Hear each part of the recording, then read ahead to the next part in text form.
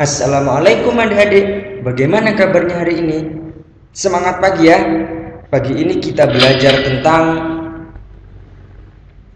taat, ikhlas, khauf, dan taubat.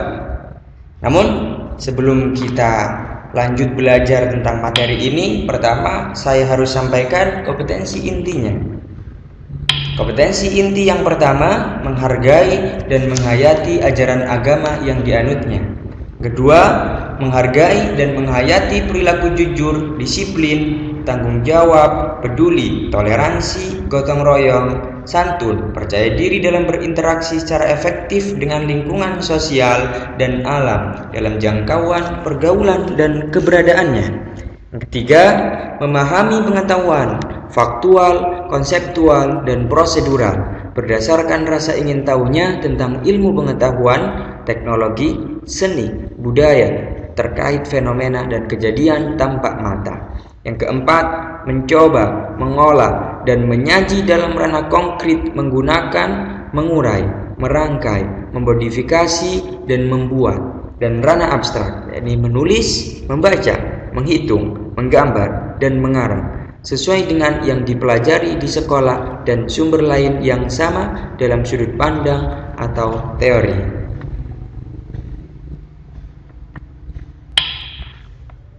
Kompetensi dasar: menghayati sifat ikhlas, taat, khauf, dan taubat dalam kehidupan sehari-hari. Kemudian membiasakan sifat ikhlas, taat, khauf, dan taubat dalam kehidupan sehari-hari, serta memahami pengertian, contoh, dan dampak positif sifat ikhlas, taat, khauf, dan taubat. Yang terakhir, menceritakan kisah-kisah yang berkaitan dengan dampak positif dari perilaku ikhlas, taat, khauf, dan taubat dalam fenomena kehidupan.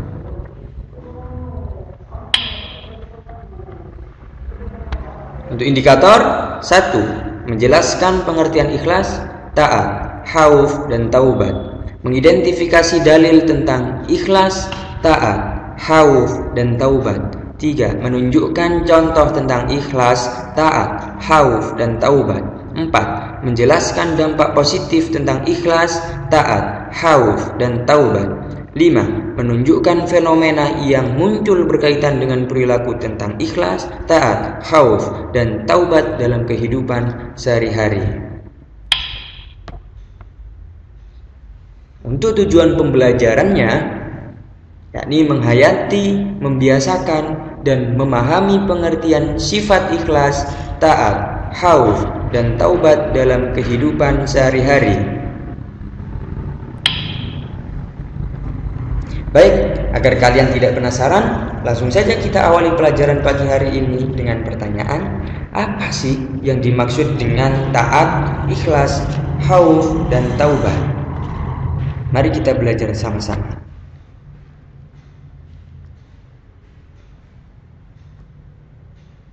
Taat. Menurut bahasa berarti tunduk, patuh, dan setia. Menurut istilah, taat dapat diartikan tunduk dan patuh terhadap segala perintah dan aturan yang berlaku. Taat kepada Allah berarti patuh kepada perintah dan aturan-aturan yang dibuat oleh Allah dalam segala hal. Dalam Al-Quran, Allah berfirman, Ya ayyuhalladzina amanu ati'ullaha wa ati'ur rasul. Ati'ullaha wa ati'ur rasul wa ulil amri minkum fa in tanaza'tum fi syai'in farudduhu ilallahi war rasul in kuntum tu'minuna billahi wal yawmil akhir dzalika khairu wa ahsanu ta'wila. Hai orang-orang yang beriman, taatilah Allah dan taatilah Rasul-Nya dan ulil amri di antara kamu. Kemudian jika kamu berlainan pendapat tentang sesuatu, maka kembalikanlah ia kepada Allah, Al-Quran, dan Rasul, sunnahnya. Jika kamu benar-benar beriman kepada Allah dan hari kemudian, yang demikian itu lebih utama bagimu dan lebih baik akibatnya. Quran Surat An-Nisa ayat 59.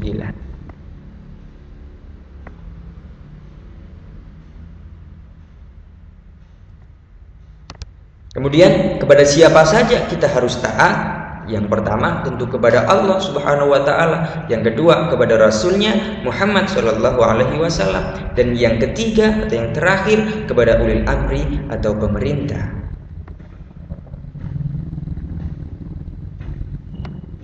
Ikhlas. Secara bahasa, ikhlas bermakna bersih dari kotoran. Sedangkan secara istilah, ikhlas berarti niat mengharap ridho Allah semata dalam beramal sebagai wujud menjalankan ketaatan kepada Allah dalam kehidupan dalam semua aspek. Dasar hukum dari ikhlas adalah Al-Quran surat Al-An'am ayat 162. Qul inna sholati wa nusuki wa mahyaya wa mamati lillahi rabbil alamin. Katakanlah, sesungguhnya sholat, ibadah, hidup, dan matiku hanyalah untuk Allah, Tuhan semesta alam.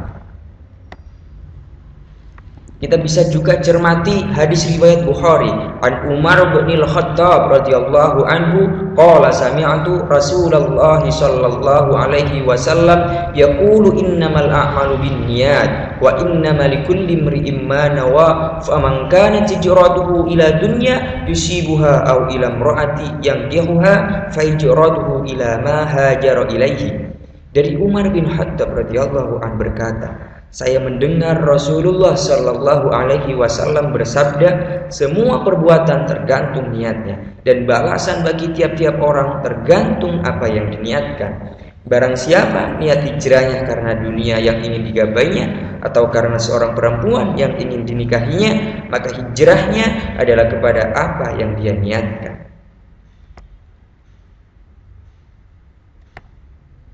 Khauf. Menurut istilah, khauf adalah suatu sikap mental merasa takut kepada Allah karena kurang sempurna pengabdiannya, takut atau khawatir kalau Allah tidak senang padanya dan akan hukumnya karena apa yang telah ia lakukan. Sifat khauf muncul disebabkan seseorang telah benar akidahnya atau berakidah Islam yang meyakini keberadaan Allah dan mengenalnya melalui sifat-sifatnya, diantaranya adalah Allah yang maha wujud, maha melihat, maha tahu, maha mendengar, dan lain sebagainya. Rasulullah Shallallahu Alaihi Wasallam juga bersabda dalam hadis beliau yang diriwayatkan oleh Imam Bukhari dan Muslim dari Aisyah radhiyallahu anha, "Fawallahi inni la'alamuhum billahi wa ashadduhum lahu khasyah." Demi Allah, sungguh aku adalah orang yang paling tahu dengan Allah dan paling takut kepadanya.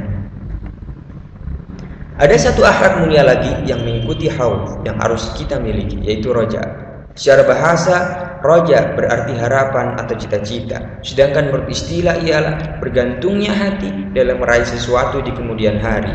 Roja merupakan ibadah yang mencakup kerendahan dan ketundukan. Tidak boleh ada kecuali mengharap hanya kepada Allah Azza wa Jalla.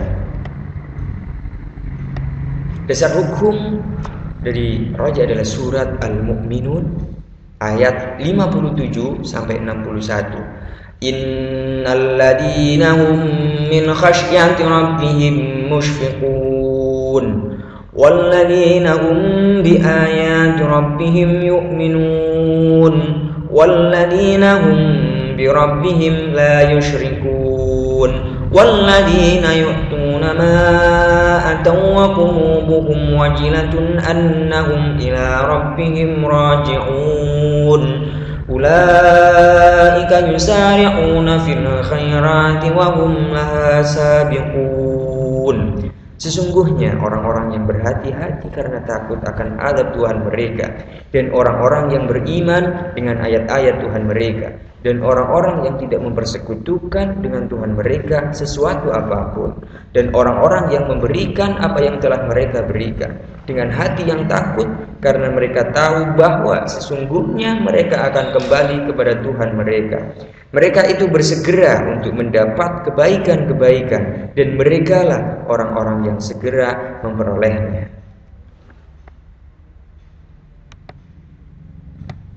Taubat.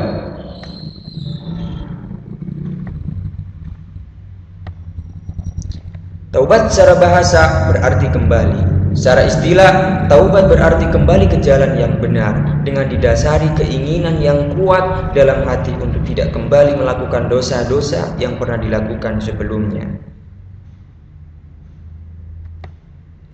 Kita bisa lihat surat At-Taubah ayat ini sebagai dasar hukum taubat. Ya ayyuhalladzina amanu tubu ilallahi taubatan nasuha.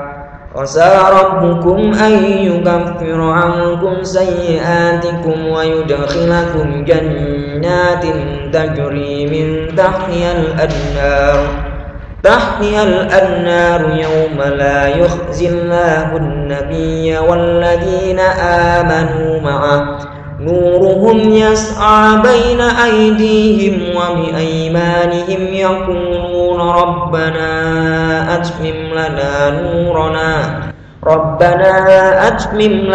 nurana waghfir lana innaka ala kulli syai'in qadir.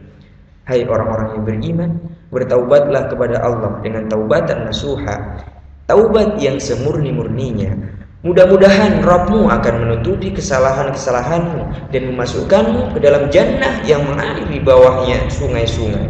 Pada hari ketika Allah tidak menghinakan Nabi dan orang-orang mukmin yang bersama dia, sedang cahaya mereka memancar di hadapan dan di sebelah kanan mereka sambil mereka mengatakan, Ya Rabb kami, sempurnakanlah bagi kami cahaya kami dan ampunilah kami. Sesungguhnya Engkau Maha Kuasa atas segala sesuatu. Jenis dan syarat taubat ada dua. Ada taubat menyangkut dosa terhadap Allah, kemudian ada taubat yang menyangkut dosa terhadap sesama manusia.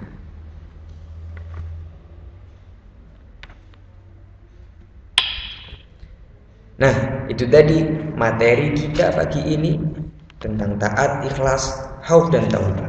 Sekarang bagaimana kesimpulannya? Mari kita lihat sama-sama. Kesimpulannya adalah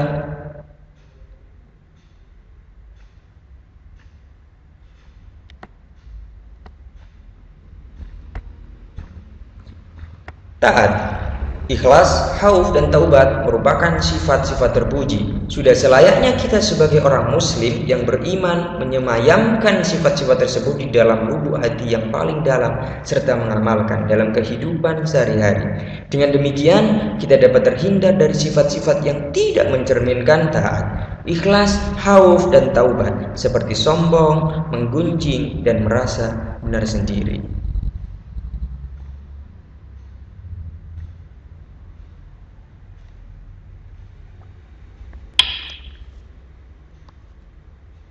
Nah, sebelum saya akhiri pelajaran hari ini, sekarang saya akan coba menguji pemahaman kalian tentang materi yang saya sampaikan tadi.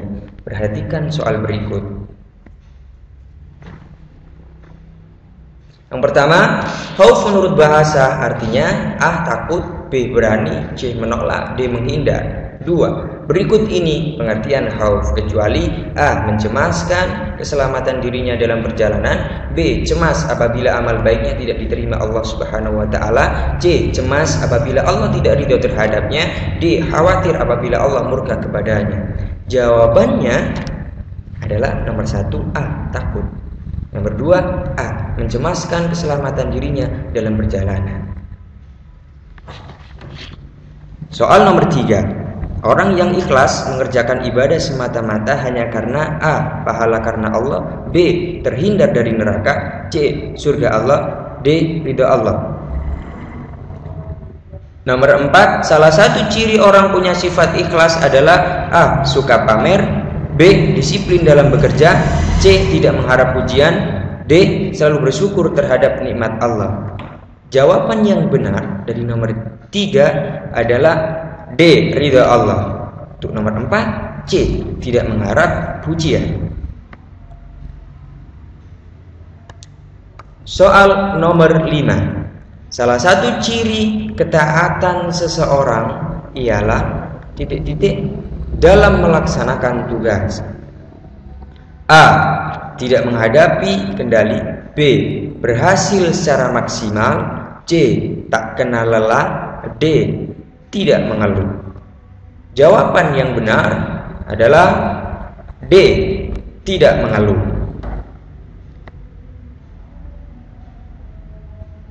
Soal nomor 6. Kita wajib mentaati ulil amri apabila mereka A. berasal dari golongan muslim seperti kita, B. bukan dari golongan orang kafir, C. berada di jalan yang benar, D. pantas untuk dimuliakan. Apa jawabannya? Jawabannya adalah C. berada di jalan yang benar.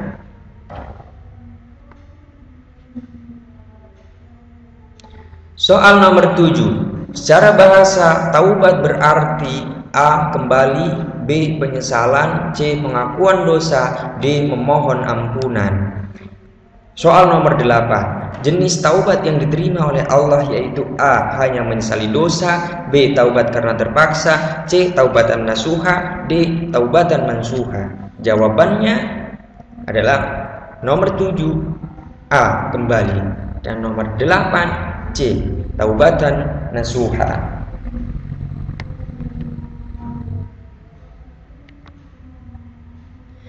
Cukup sekian adik-adik penjelasan dari kami. Kurang lebihnya kami mohon maaf dan terima kasih. Semangat belajar dan semoga bermanfaat.